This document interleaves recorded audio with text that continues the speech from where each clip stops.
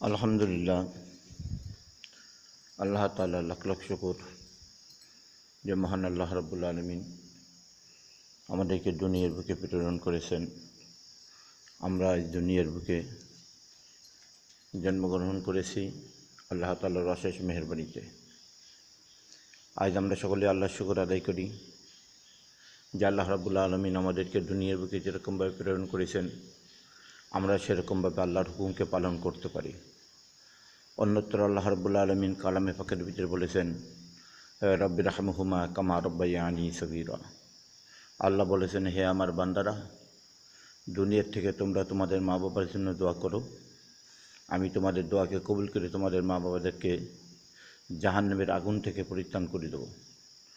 অন্যত্র আবার আল্লাহ রাব্বুল আলামিন বলেছেন, হে দুনিয়ার মা বাবারা, তোমরা তোমাদের ছেলে মেয়েদের জন্য দোয়া করো, আমি আল্লাহ রাব্বুল আলামিন তোমাদের দোয়াকে কবুল করে তোমাদের ছেলে মেয়েদের তাকদীর পাল্টায় দেব। অন্যত্র রাসূলুল্লাহ সাল্লাল্লাহু আলাইহি ওয়াসাল্লাম বলেন যে মা বাবার পায়ে চুমু খাও, আল্লাহ তাআলা তাকদীর সাথে সাথে তোমাদেরকে পরিবর্তন করে দেবে।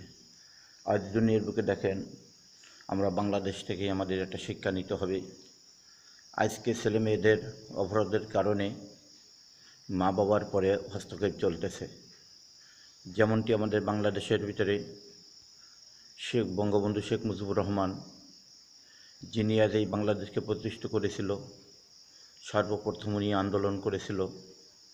আজকে তার যে সমস্ত ভাস্করগুলো রয়েছে শেখ হাসিনার অপরাধের কারণে সবগুলোকে ভেঙে ভেঙে গুঁড়ো গুঁড়ো করে দেওয়া হচ্ছে। শেখ হাসিনা যখন এই ভাস্করগুলো করতে গেছিল, হারাম পদ্ধতিতে শয়তানের মতবাদে ভাস্করগুলো বানাতে গেছিল তার বাবার মানচিত্রকে কিয়ামত পর্যন্ত এই দুনিয়ার বুকে ধরে রাখার জন্য। এবং ওনার একটা উদ্দেশ্য ছিল এই যে ওনার বাবার নাম নিয়ে সকলে যেন পুজো করে, ওনার বাবার ওখানে যেন সকলে সিজদা করে। নাউজুবিল্লাহি মিন যালিক।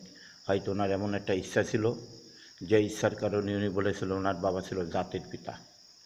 ইন্না লিল্লাহ, আল্লাহ তাআলা আমাদের মাফ করে দিক। আমাদের জাতির পিতার নাম হচ্ছে হজরতে ইব্রাহিম আলাইহিস সালাতু ওয়াস সালাম। মুসলমানদের জাতির পিতা হজরত ইব্রাহিম আলাইহিস সালাতু ওয়াস সালাম। আমাদের আদি পিতার নাম হচ্ছে হজরতে আদম আলাইহিস সালাতু ওয়াস সালাম।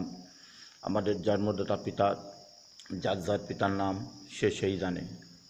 তবে মাঝখানে একটা হুশ করে সেই জাতির পিতা বানাই দিছিল।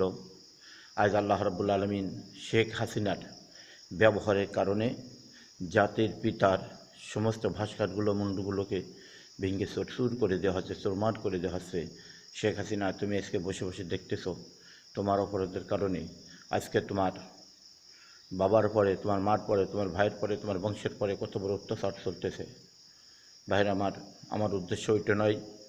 আমি দেখাইতে চাচ্ছি এইটাই যে আজ আমাদের বদ আমলের কারণে আমাদের মা বাবা যারা দুনিয়ার থেকে চিরবিদায় করে চলে গেছে, আমাদের যেই সমস্ত সন্তানেরা দুনিয়ার থেকে ইন্তেকাল করে চলে গেছে, তাদের পরে আল্লাহ রাব্বুল আলামিন যদি তদরূপ ব্যবহার করে থাকে তাহলে তাদের কী উপায় হবে?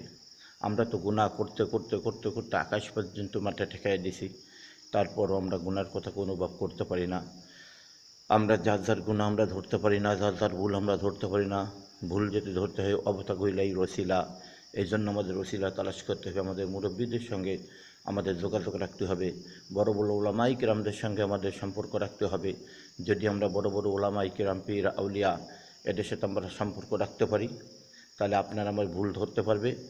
আপনার আমার ভুল ধরে যখন সংশোধন করে দেবে, তখন আমরা ভুলের থেকে পরিত্রাণ করে তওবা করার সাথে সাথে যত গুনাহ করেছি আল্লাহ গুনাহকে নেকিতে পরিণত করে দেবে।